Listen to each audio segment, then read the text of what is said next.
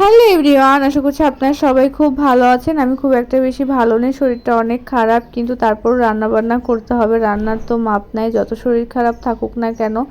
এখানে একটু খাসির মাংস নিয়েছি, আধা কেজির একটু কম আছে। খাসির মাংস যেভাবে কষাই সেভাবেই কষাচ্ছি, সব রকম মশলা দিয়েছি, আদা রসুন জিরা ধনিয়া, তারপরে হচ্ছে এখানে দিয়েছি তেজপাতা গরম মশলা, সব কিছু দিয়েছি, পেঁয়াজ কুচি দিয়েছি। সব কিছু দিয়ে মাংসটা খুব ভালো করে কষিয়ে হাফ সিদ্ধ করে নিচ্ছি। এখানে রেখেছি হচ্ছে কাঁচা কাঁঠাল, তো কাঁচা কাঁঠাল দিয়ে হচ্ছে আমি রান্না করব খাসির মাংস দিয়ে। এটা আপনাদের দাদাভাই ভীষণ পছন্দ করে, তবে আমার যেহেতু অ্যাসিডিটির খুব প্রবলেম হয়েছে আমি এটা খাবো না। আর ডাক্তারও দেখাবো, কালকে যাব ডাক্তার দেখাতে আর কি। তো এখানে হচ্ছে মাংসটা কিন্তু আমি অনেকক্ষণ ধরে কষিয়ে নিয়েছি, আপনাদেরকে দেখানো হয়নি। আর এখানে ফ্রোজেন করে রাখা কাঁচা কাঁঠাল দিয়ে দিচ্ছি। এখন এটা দিয়ে খুব ভালো করে আমি কষিয়ে নিব। কাঁচা কাঁঠাল দিয়ে মাংস দিয়ে কিন্তু ভীষণ রকম ভালো লাগে খেতে, যারা খেয়েছে তারা জানে। আর আমাদের হচ্ছে কাঁচা কাঁঠাল খুবই পছন্দ, সেটা নিরামিষ হোক আর মাংস দিয়ে হোক আর যেভাবেই রান্না করা হোক।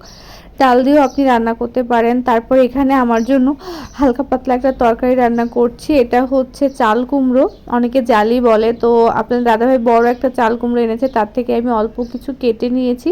কেটে এখানে হচ্ছে ফোড়নে জিরা দিয়েছিলাম আর আলু দিয়ে মশলা শুধু জিরা আর লঙ্কা, আর এখানে আর একটা পেঁয়াজ দিয়েছিলাম। সব কিছু একসাথে পেস্ট করে নিয়ে মশলাটা কষিয়ে নিচ্ছি। আগে কিন্তু আমি এগুলো ভেজে নিয়েছি, সবজিগুলা আগে ভেজে নিয়েছিলাম। এখন খুব সুন্দর করে কষিয়ে কষিয়ে তারপরে ঝোলের জল দিয়ে দিব। আর মাছটা আগে থেকে ভেজে রেখেছি।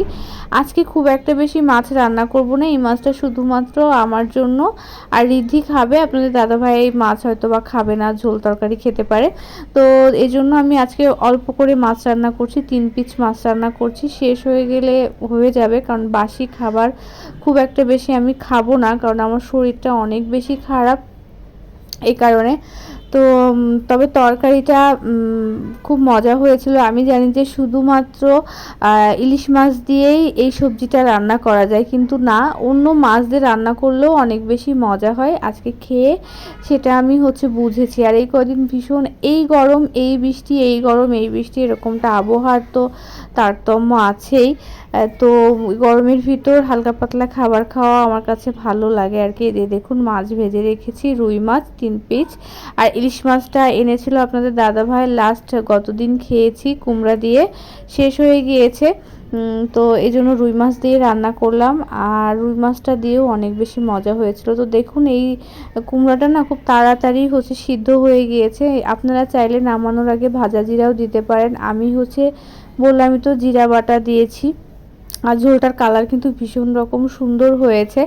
আর ওদিকে হচ্ছে আমার ইঁচড়ের তরকারি, অর্থাৎ কাঁঠাল যে রান্না করেছি খাসির মাংস দিয়ে, সেটাও কিন্তু আমি জল দিয়ে দিয়েছি। আমি এমন রাখবো না, আমি একদম একটু শুকনো শুকনো, অনেকে আছে যে একটু মানে ঝোল ঝোলও রাখে, তবে আমি ঝোল ঝোল খাই না, আমি একদম শুকিয়ে ফেলি, সেটাই আমার কাছে অনেক বেশি ভালো লাগে। আপনারা কে কে এই বছরে কাঁঠালের তরকারি এভাবে খেয়েছেন? আর এটার ভিতর কিন্তু আমি টমেটোও দিয়েছিলাম, মাংস কষানোর ভিতরে একটু টক দই দিয়েছিলাম, সেটা বলতে আমি ভুলে গিয়েছি। আপনারা যদি এইভাবে রান্না করেন অনেক বেশি খেতে ভালো লাগে। এটা একদম শুকিয়ে আসলে আমি নামানোর আগে গরম মশলা বাটাটা দিয়ে দিব, এবং গরম মশলা দেখুন ঝোলটা কিন্তু অনেকটা টেনে নিয়েছে, আরও টানবে।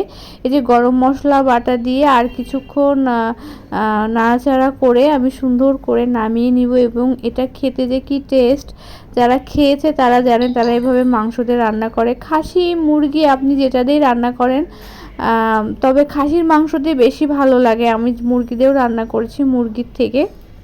আর অল্প মাংস দিয়েই আপনি এটা রান্না করতে পারবেন, সামান্য পরিমাণ মাংস দিলেই। আর বাকি যে কাঁঠালটা, সেটাও আমার কাছে মনে হয় যে মাংসের মতো লাগে। রান্না বান্না কমপ্লিট হয়ে গিয়েছে, খাবার দাবারও নিয়ে এসেছি। এই যে এখানে দেখুন দেখতে কত সুন্দর হয়েছে, সালাদ দিয়ে খেতে পারেন, ভীষণ ভালো লাগে লেবু সাথে, লেবু রাখলে।